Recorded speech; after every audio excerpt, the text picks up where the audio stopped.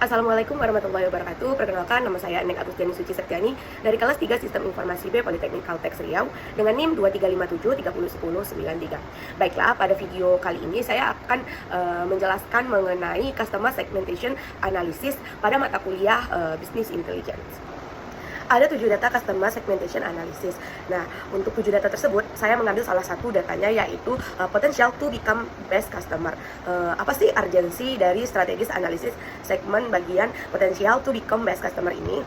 Analisis segmen Potential to Become Best Customer ini dianggap sangat penting karena kelompok pelanggan ini memiliki peluang besar untuk menjadi pelanggan terbaik di sebuah perusahaan di masa depan yang akan datang. Nah, mereka itu menunjukkan minat dan kepercayaan terhadap platform melalui transaksi terbaru dengan nilai pengembalian investasi atau return on investment yang sangat tinggi, di mana biaya transaksi itu mempertahankan dan meningkatkan loyalitas mereka jauh lebih efisien dibandingkan mencari pelanggan yang baru.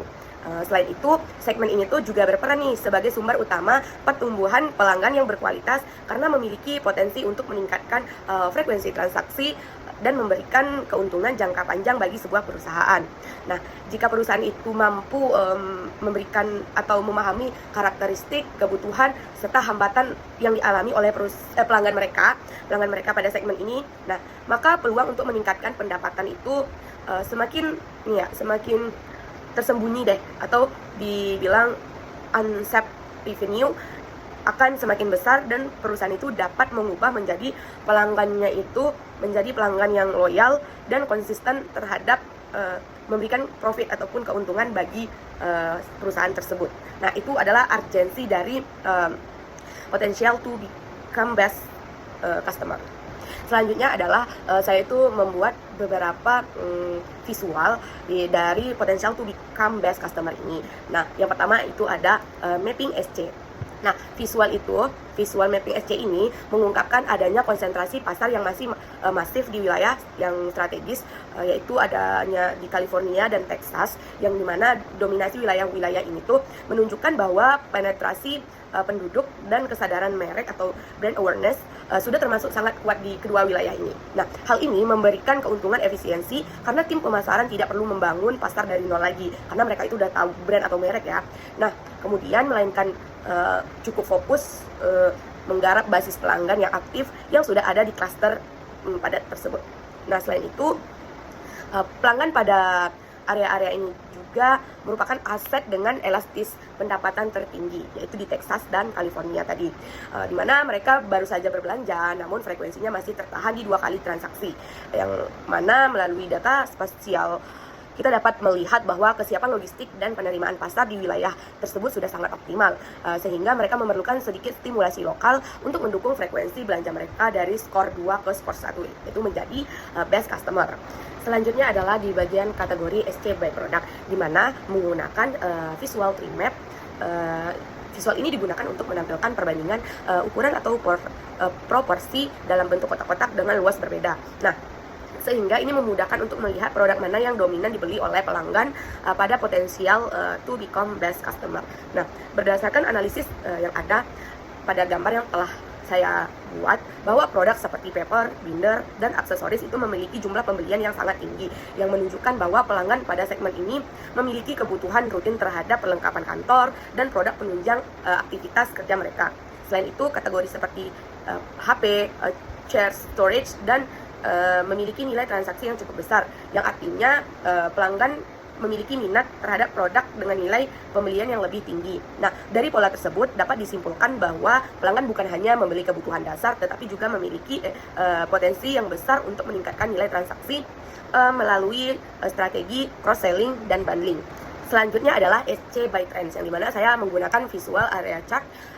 Di visual ini tuh untuk menunjukkan perubahan tren dari waktu ke waktu yang berdasarkan grafik SC Trends pada segmen potensial to become best customer, yang dimana bahwa kontribusi dari profit mengalami fluktuasi yang cukup signifikan sepanjang tahun, di mana profit tertinggi itu terjadi pada bulan Maret dan bulan Desember, yang menunjukkan adanya peningkatan aktivitas pembelian pelanggan pada periode tertentu seperti musim promosi ataupun libur akhir tahun. Nah, namun grafik ini juga memperlihatkan penurunan yang tajam hingga menyentuh nilai negatif pada bulan Juli, yang menunjukkan di mana adanya penurunan transaksi tersebut itu kurang efektif strategi pemasaran dari perusahaan pada periode tersebut. Nah, dari pola inilah dapat disimpulkan bahwa perilaku pelanggan pada segmen ini tuh sangat dipengaruhi oleh waktu ataupun musim tertentu, sehingga perusahaan dapat menerapkan strategi pemasaran yang lebih sensitif terhadap momentum penjualan mereka. Nah, selain itu perusahaan juga dapat memaksimalkan promosi pada bulan dengan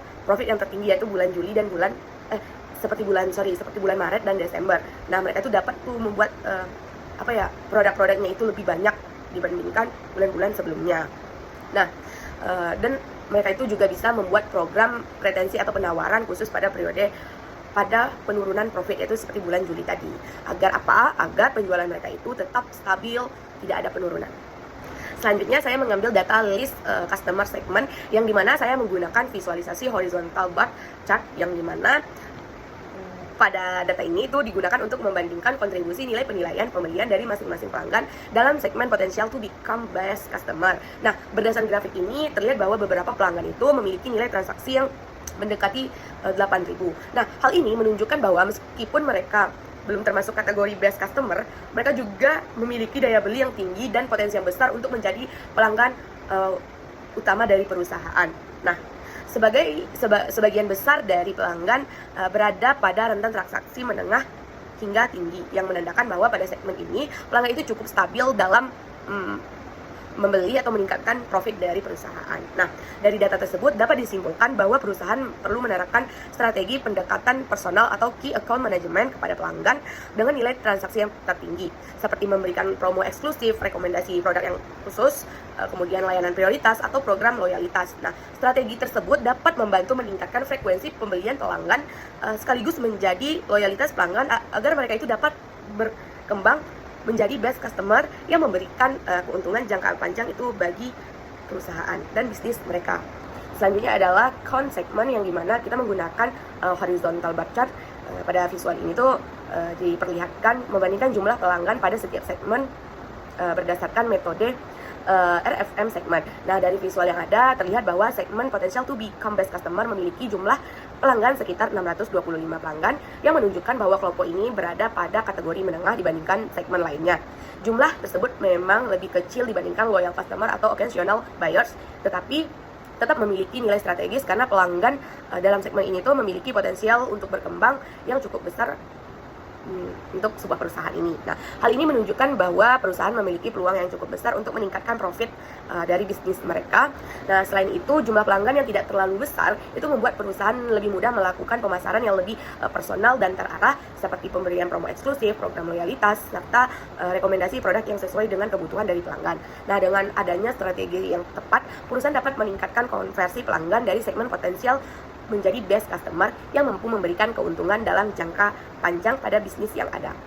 Adapun strategi CRM pada potential to become best customer ini, yang dimana berisi rekomendasi strategi CRM yang dirancang untuk segmen best customer berdasarkan hasil analisis dashboard yang telah kita buat, yang dimana strategi pertama itu berfokus pada peningkatan profit di bulan Juli melalui kampanye retensi, karena grafik ini menunjukkan bahwa adanya penurunan profit yang mencapai nilai negatif pada periode tersebut. Nah, perusahaan disarankan untuk membuat program promosi khusus seperti diskon tengah tahun ataupun mid-year VIP program untuk menjaga minat pelanggan pada periode tersebut.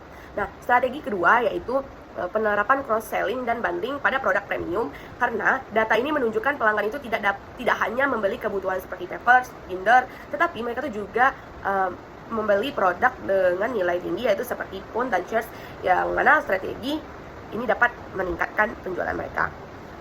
Selanjutnya yang ketiga adalah menekankan pendekatan personal melalui key account management, yaitu memberikan layanan khusus kepada pelanggan dengan nilai transaksi yang tertinggi agar minat mereka itu semakin tinggi dan tidak berpindah kepada kompetitor lain. Selain itu, strategi terakhir adalah berfokus pada optimalisasi distribusi dan promosi berdasarkan wilayah geografis, terutama pada daerah dengan konsentrasi pelanggan yang tertinggi, yaitu California dan Texas. Nah, secara keseluruhan strategi CRM ini itu bertujuan untuk meningkatkan loyalitas pelanggan, kemudian menjaga stabilitas profit, serta mengubah pelanggan potensial menjadi sumber keuntungan jangka panjang bagi perusahaan.